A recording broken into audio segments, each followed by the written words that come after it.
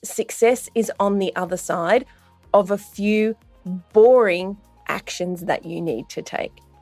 You won't do this. I'm going to say 80%, Pareto principle, 80% of you listening won't do this. I would actually say it would be more. But the 20% who do this will see a significantly higher amount of money, and they're probably going to blitz you out of the park because they did the boring work. And while you are looking at something shiny and new and trying to bring in more stock to keep it fresh and keep new customers coming in, they're just working with the people who they've already got, they've already paid for, and are already spending their money. And that is freaking brilliant. That is how business works. Hey there, and welcome to the Bringing Business to Retail podcast. If you're looking to get more sales, more customers, master your marketing, and ultimately take control of your retail or e-commerce business, then you're in the right place. I'm Selena Knight, a retail growth strategist and multi-award-winning store owner whose superpower is uncovering exactly what your business requires to move to the next level. I'll provide you with the strategies, the tools, and the insight you need to scale your store. All you need to do is take action. Ready to get started? 80% of your customers are going to keep you poor. Now, credit where credit is due. I kind of paraphrased that line and the title of this podcast from an episode of The Game, a podcast by Alex Hormozi. I think his was titled something like 80% of your customers will keep you broke. And as I was listening to it, I was thinking, you know what? This sounds a lot like one of our modules inside of Scale Your Store. So I'm not going to give you the whole module today, but today I want to share with you some ways that you can raise the bar of your customers so that you can raise the money that you're bringing in, so increase your revenue, without even necessarily having to increase your sales, although that will probably happen in the long run. All right, let's jump in. Hey there, and welcome to the Bringing Business to Retail podcast. If you are new here, I'm Selena Knight, a retail and e-commerce growth strategist, and thank you so much for joining me. I don't know about you, but I have just come back from a fantastic 2 weeks off. I did not an awful lot. I spent a lot of time by the pool. I went down the beautiful south coast of New South Wales for just over a week. And even though it rained, I spent a bit of time at the beach, did a few projects, basically watched a lot of Netflix and took a bit of time out, because what I find is that if you don't do that recharge, then it all just feels like it's hard work. And hey, business is not meant to be so hard that you feel overwhelmed. And speaking of overwhelmed, I don't know about you, but when I first started in business, I was trying to bring in any customer I possibly could. Now, even though I had a really, really narrow niche, I was selling eco-friendly baby and toddler, so 0 to 2 products. Now, I know that's kind of all the rage now, but we're talking 15 odd years ago, I was importing products from the US. We were manufacturing products because they just weren't widely available. In fact, I had the first store of its kind in Australia. So a bit of a trendsetter there. Okay, now things are a little bit different and you can buy eco baby stuff at your local Target or Walmart and all those kinds of places. But hey, I know back in the day, I was just desperate to get anyone in. And I have to say, having such a narrow niche to begin with, like people who were prepared to pay money for eco products, which again is a lot more people these days, but back then it was a pretty narrow niche. It kind of brought me the customers that I was looking for. But I was out there marketing to anybody at the beginning who had a baby or who was pregnant. And of course, those people would come in, they would look around. If they weren't into reusable nappies or baby carrying or organic products, then of course they would look around and kind of go, oh, this is very expensive, it's not really my thing, and they'd walk out. I was lucky that was probably the smaller number of people. But this is the thing, right? When you first start out in business, in fact, it's not even when you first start out in business. I work with loads of businesses who 10 years in are still trying to find every single customer. And on one hand, they're like, I need more customers. And on the other hand, they're like, oh my God, retail would be so much easier if it wasn't for customers. Have you ever heard yourself saying that before? Or have you ever caught someone else, one of your friends, retail friends, saying it? Fact is, we wouldn't have businesses without customers, right? But when you have great customers, then all of that goes out the window. And I have to say, we are pretty lucky. Look, by now, I've probably got it mostly right. I know who we target. I'm really, I guess, detailed. We have like I'm going to say 7-page document that is all about our customer demographics, customer psychographics, who is our ultimate customer, who is not our ultimate customer. And that goes out to any partner that we work with, that goes internally. If we ever hire someone, they have to go through all of that to get a really good understanding of who is attracted to me and my brand and my team and who's not. So for example, I don't work with startups because that is not my zone of genius. I just get way too frustrated. I am so far past that point in my business, I actually can't relate to it. And so I am more than happy if someone is a startup to recommend other friends of mine who are in business who are better off helping those people, because I don't want my customers to come on board and then pay a lot of money to come into one of my programs. And when they don't have the mindset or the experience, or maybe they've overextended themselves to actually be able to work with me, they don't get the value that someone who a program has been built for gets. And as a result, they'll always feel left behind. They'll always feel frustrated. Resentment can often creep in as well. And I don't want any of my customers to feel that. And I'm sure that you don't either. So really narrowing down who your customer market is, who that, we call it your ultimate customer, who your ultimate customer is, can be game changing. Now, have you ever heard of the Pareto principle? P-R-E-T-O. Yeah, Pareto principle. And that is that 20% of something will give you 80% of your return. And in this case, 20% of your customers are going to bring in 80% of your revenue, thereabouts. We even go a little step further and we talk about customer royalty inside of our programs. But for now, we're just going to stick with the 80-20 rule. And if you don't believe me, go and look at your system. Find the top 20% of your customers and see how much revenue that they brought in. You don't build a principle if it's not a scientific working fact, right?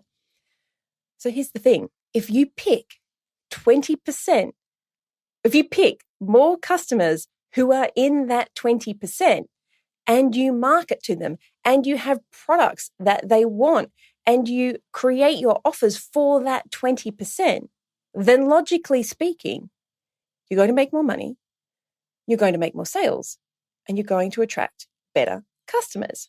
Now, I reckon I hear on a daily basis, whether it's firsthand in my eardrums or inside of a Facebook group, someone complaining about how a customer sent a DM through Facebook, Instagram, whatever, email overnight and expected an immediate response. Now, there's a pretty good chance that you haven't got an external support crew who are available 24/7, right?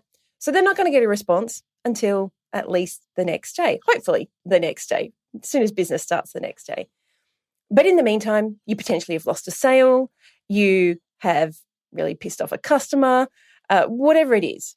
But you don't need those customers.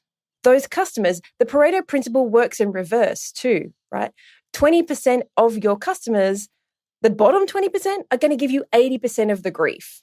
And I'm probably talking about this right now, and you already have somebody who has popped into your mind. You're like, oh, yeah, that's Sarah. It's like she's always bringing stuff back, or she's always sending DMs and expecting a response, or she'll tag someone on a post in our Facebook group expecting an immediate reply. You know who these people are, or you've got a pretty good chance of knowing that there's a select group of people. It doesn't matter what their name is. There's always a select group of people who are the whingers, who really make your life difficult.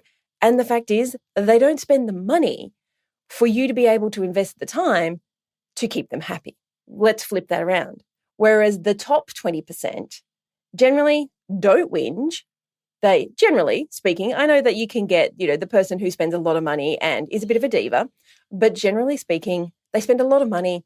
They're super happy. They tell everyone about you. They'll bring their friends to your store, or they'll send customers to you. They'll tag people on Facebook. They'll tag you on Facebook if they've bought one of your products. Like those people, we call those your customer royalty, usually. Those are the top 4%, your customer royalty, and your top 20% are what we call your VIPs. They're also what we call the boomerangs and the drum beaters. So boomerangs are the people who come back again and again and again, and the drum beaters are the ones who tell everyone about you.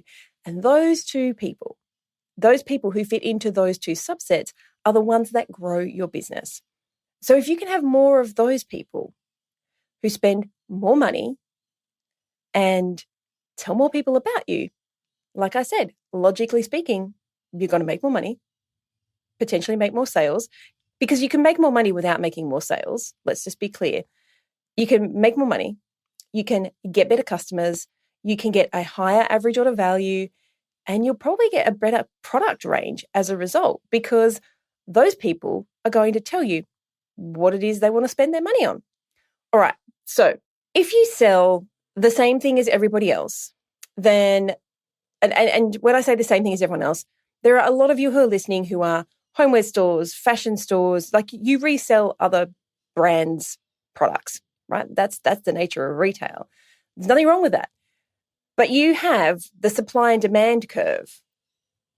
It's not in your favor because they can buy the thing that you're selling from lots of other people. Sometimes that is a big box store. Sometimes that is just another boutique. That is your competition. And when you have a lot of competitors selling the same thing, then if everyone is going after everyone, the customer, so if everyone, the competition, is going after everyone, the customer, then you're all going after the same people. Does this make sense? If you and your competition sell the same products to the exact same people and you have no point of difference, then there's no reason why customers would shop with you rather than someone else, right? However, when you pick that top 20%, when you find out why they're different, why they shop with you, and you only go after people who are like them rather than everyone, you now have a point of difference.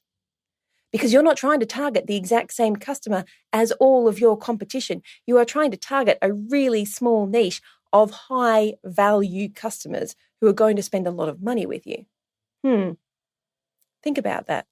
Whilst your customer's going after everyone, their messaging is for everyone. Their ads are to target everyone. When they're creating ads, they're going to spend more money. Their customer acquisition cost is going to be higher because they're going after everyone. Let's talk about fashion. You resell fashion, you might go after women who are 35 to 50, who are married and live in your town, state, or country. Your competition are going after those exact same people. But you might find that your best customers, let's call them your VIPs, the top 20%, you might find that actually they are 55. They maybe lean a certain way politically. They don't have kids. They are no longer married. Maybe they're divorced or they're separated. Maybe they have a degree and maybe they're retired.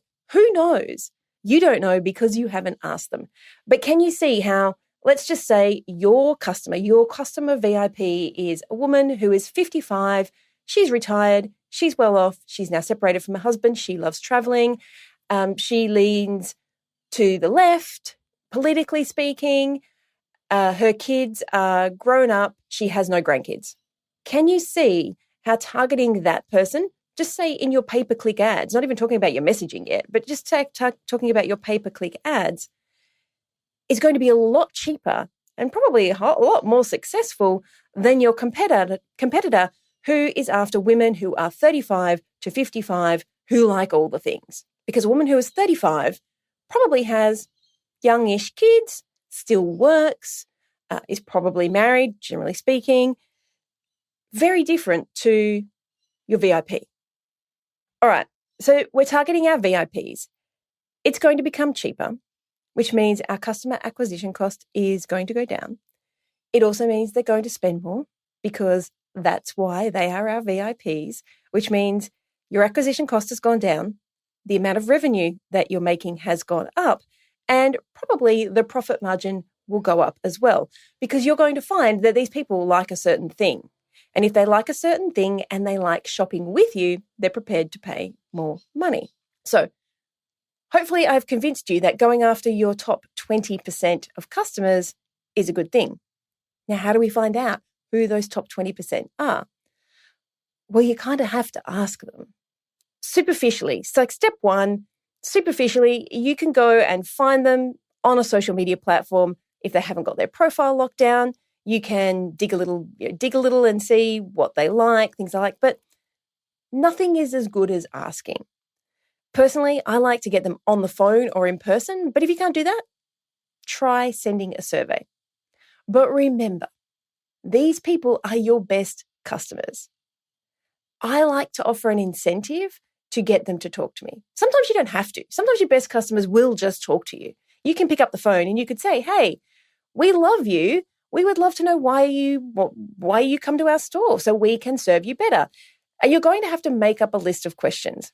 Now, the fun thing is, you always get that sense of pride when you realize you're doing something right. So I was listening to Alex Hormozi, and he has a little bit of a different take on how to do this because he generally works with service-based businesses.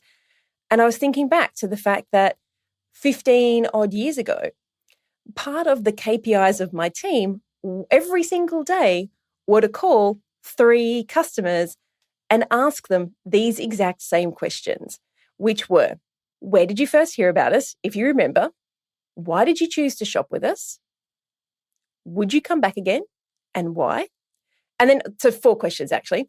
And the last one was, what do you wish we offered that we don't? So now we have 4 points of reference. I actually suggest that you have a few more questions, but 4 questions that will change your marketing and your messaging forever. It's going to make you stand out from your competition. How did you hear about us? Why did you choose to shop with us? Will you come back again, obviously? Why did you choose to come back to us again? And what do you wish we offered that we don't? You now have a lot of information to help you with your marketing journey, but you kind of need a little bit more if we're going to get that really niched down. And I really suggest that you find a way of doing this in a conversational situation. So if someone comes into the store, it's much easier than obviously if you have to give them a call or if you're sending out a survey. But you need to get granular. Are they married? Do they have any kids? How old are the kids? Did the kids go to university? Did they go to university? You're going to have an idea of who these people are. Do a little bit of cyber stalking beforehand, because then the questions become a little bit more relevant. But the aim of this conversation that you're having with them is to really be able to niche down your messaging and your marketing so that you can bring in those top 20% of your customers. Realistically, top 20% for most of you is probably going to be 20 or 30 customers. It's not a lot to do, right? I heard a great quote. See if I get this right. I heard a great quote the other day and I wrote it down, and it was something like, success is on the other side of a few hard decisions. And I'm kind of going to steal that and say, in this case, success is on the other side of a few boring actions that you need to take. You won't do this. I'm going to say 80%, Pareto principle, 80% of you listening won't do this. I would actually say it would be more. But the 20% who do this will see a significantly higher amount of money, and they're probably going to blitz you out of the park because they did the boring work. And while you are looking at something shiny and new and trying to bring in more stock to keep it fresh and keep new customers coming in, they're just working with the people who they've already got, they've already paid for, and are already spending their money. And that is freaking brilliant. That is how business works. So you're going to get them into a conversation, whether it is in real life, whether it is on the phone, worst case, a survey. You're going to offer them an incentive to fill it out. Now, remember, these are your top customers, which means they don't need a discount to buy. They don't need a discount to answer your questions. What they want is value, and they want something that is exclusive. So maybe that is, if you're a great styling person, a session with the owner, a styling session with the owner. Maybe that is a one-on-one chat with one of your designers that you work with. Like, just think outside the box. And in fact, maybe some of the incentives will come after you have a couple of these conversations, which you see why they shop with you. And that can actually help you build the offer to incentivize them to fill out the form, because people are busy, right? People are busy. And we want to feel rewarded for being great customers. So have the conversation, offer them an incentive. And that incentive could be a gift with purchase. That incentive could just be a free gift. That incentive could be something that is intangible, like the conversation, like a session with the owner. You need to work that out based on who your great customers are. You ask them the questions. The boring work, right? The boring work is asking the questions and picking up the phone or having the conversation. Then you have some data to work off. So step 2 is you collate the data. You look at, what do these people have in common? Or what don't they have in common? Maybe it is the fact that they don't have any kids, or they are all divorced, or they're all widowers, or who knows what it is. You're going to be really surprised to find out what those answers are. And then you're going to take that data, you're going to use it to laser focus your marketing and your messaging. Okay, so step 3. Step 1, have the conversation. Step 2, collate and analyze the data. Step 3, market to them. So remember I said one of the things I asked is, how did you find out about us and why did you continue to shop with us? You can now create a funnel. So a funnel is just the journey that somebody takes to make a purchase with you. So if everybody said that they found out from you about a friend, great, there's your next marketing campaign. But maybe they saw a Facebook ad. Maybe they saw an ad in the local paper. Maybe they drove past your store. Maybe you put in free samples and they received a free sample from a friend. Whatever that offer was that got them in the door is now your main way to bring in new customers, because like attracts like. If you use the same marketing strategies to bring in new customers that target this VIP, this top 20%, you're going to stand out from your competitors who are trying to market to everyone, every woman who's between 35 and 55. And I can tell you what I liked at 35 is completely different to what I like now at just turned 47. I had to count that up. Create a funnel. So funnel is just the customer journey, the offer, the messaging, the way you're going to put the campaign in front of them, that recreates the customer journey that brought in those top customers. Fun fact, once you bring in those customers and your marketing and your messaging, and let's be honest, I can tell you from the people inside of our programs that your product range is probably going to shift a little bit as well, because you're asking them, what do you wish we offered that we don't? So now you're attracting more of your customer royalty. You can charge more because people feel heard, because people want to be rewarded for shopping with you. They want to feel like you care about them as a customer. And when you do, people will pay for that experience. So now you are bringing in better customers. You have a lower customer acquisition cost.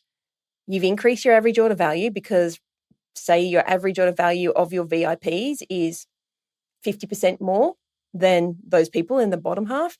You've increased your revenue. You can increase your profit margin because you can increase your prices. And life is a lot happier because you're not dealing with DMs at 10 p.m. and crappy customers who try and return stuff that has clearly been worn. I mean, that sounds like a great business model to me. What about you?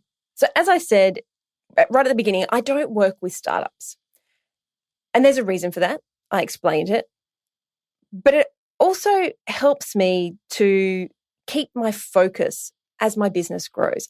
I could go out and create a program for startups, but then I have to rebrand. I have to go and find new customers. I have to spend a lot of money. I have to change my messaging. And in the process, I'm probably going to alienate the people like you who are here listening to this program. And sure, there might be some startups who are listening to this podcast. That's totally okay. If they come along for the ride, awesome. I hope you guys learn something and everything in this podcast helps you to scale really, really quickly and get the business that you want. But I'm not going to alienate you, my ideal customers who are listening to this podcast, who are likely to become paying customers in some way, shape, or form at the expense of going after a new target market. And I will say that there does become a point in your business where expansion is probably an option, but we're talking good sized 8 figures for a retail business, like really high in the tens of millions of dollars. Because what I see happen is, and I've seen this quite a few times, is people hit $5 million, $8 million, $10 million, $12 million, and they decide to go after another market because they don't think they can grow any further. But all that happens is their attention and all their resources go into the new brand at the expense of the old brand. And sure, they end up making money, but it is not double the amount of money because you can't unless you have venture capital where you're not paying for this out of profits, trying to find a new market, a new niche, branding to a different customer, because you're probably going to have to create a whole new brand because the customers who are 25 don't want the same stuff as the 50-year-old lady. That's a lot of work and a lot of investment, and it has to be worth it. But it can't be worth it at the expense of business that you've already built. Does that make sense? Okay. Word of warning, when you take up my advice, the 20% of you who do, is that you may experience a downturn in the number of sales that you have when you change out your marketing. But this will be short-lived because it won't take long for you. Potentially, this may or may not happen, but if it does, it's always in the short term because as those people leave your business who aren't your ideal customers, the better customers will come in. And it probably only takes one better customer to replace, 8 other people. Two new customers will easily replace 8 of those people. But what you're going to get is a happier business, a happier lot of your team, a happier way of doing business. Because when you work with great people, and I know this, I know the people who work with us in our programs, they're freaking awesome. I love them. I want more of those people. I don't want the people who whinge wanting a $27 product refunded because they couldn't be bothered to watch the masterclass, right? I offer a money-back guarantee. Watch the masterclass, do the thing, doesn't work, I'll give you your money back. But I don't reward people for not taking action. However, I do reward the people who do take action, and I want more of those people, which is why we have, I think it's an 8-page document that we have collated after hundreds and hundreds of hours of conversations with our great customers. We know what they like. We know what they don't like. We know how old they are. We know how much money they make. We know whether they're married or they're not. We don't ask political leanings. That's not really my thing. But we know what kind of industries even they're in. We actually have psychographics on them in terms of what kind of customer archetypes they are. Here's the thing. They're all the same customer archetype. Who would have thunk it? We reward the people who we love, and we want more of those people. So all of our messaging literally comes down to the things that those people have said they like, the offers that they said that they would like us to create, and the people that they said they want to hang out with. So that works for us. And when we do that, when we've done that in the past and where we really niche down on our customers and on who our customer was and focused our sales. So we were working on our sales pillar, but we had to really tweak the customer demographic. When we did that, sales increased, average order value increased, revenue increased. Funny how that happens. And sure, we lost some people along the way who were startups who potentially would have invested. But I am not in the business of having customers who aren't happy.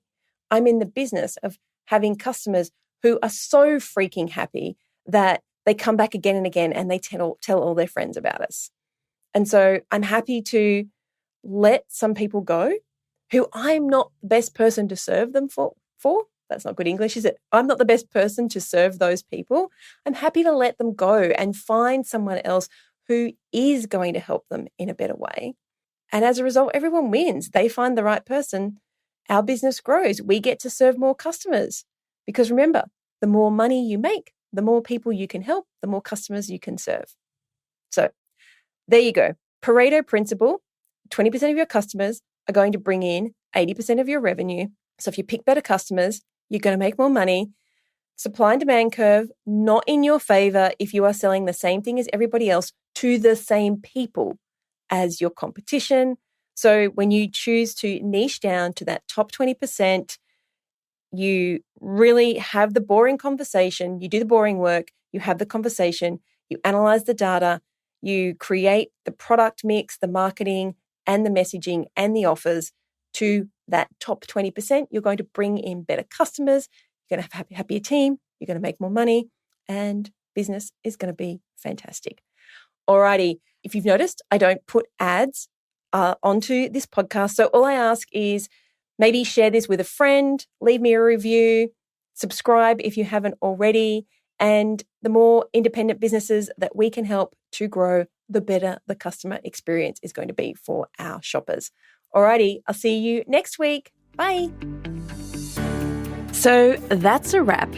I'd love to hear what insight you've gotten from this episode and how you're going to put it into action. If you're a social kind of person, follow me at TheSelena and make sure to leave a comment and let me know. And if this episode made you think a little bit differently, or gave you some inspiration, or perhaps gave you the kick that you needed to take action, then please take a couple of minutes to leave me a review on your platform of choice. Because the more reviews the show gets, the more independent retail and e-commerce stores just like yours that we can help to scale. And when that happens, it's a win for you, a win for your community, and a win for your customers. I'll see you on the next episode.